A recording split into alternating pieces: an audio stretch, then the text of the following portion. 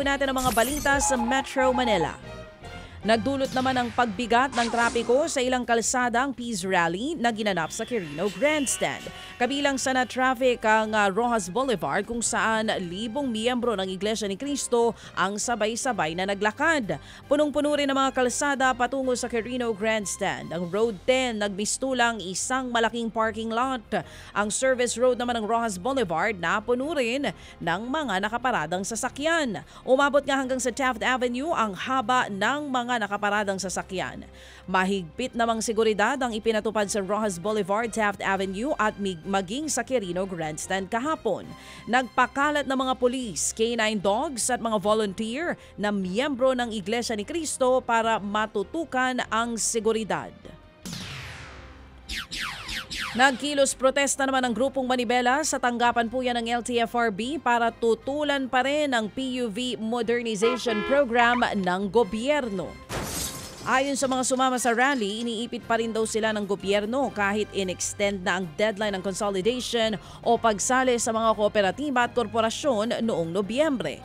Ang ilan sumali na raw sa consolidation pero gusto pa ring ilipat ang ruta.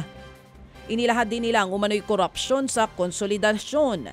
Humingi daw ng 5,000 piso mga kawani ng LTFRB mula sa mga operator. Wala pang tugon dyan ng LTFRB ukol sa alegasyon na iyan. Inilalatag naman ng MMDA ang Traffic Management Plan para sa planong rehabilitasyon ng EDSA.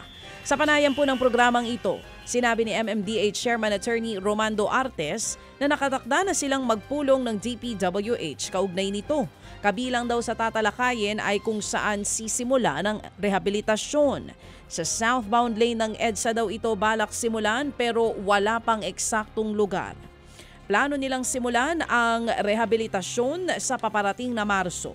Aminado naman ng MMDA na magiging problema talagang mabigat na trapiko pero napapanahon na daw ang EDSA rehabilitation.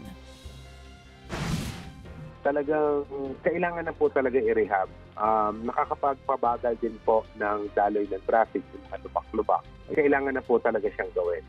So, kista po ipagpaliban natin, dumalala po yung mga lubak at yung mga sira sa karsada. Mas mabuti na po na gawin.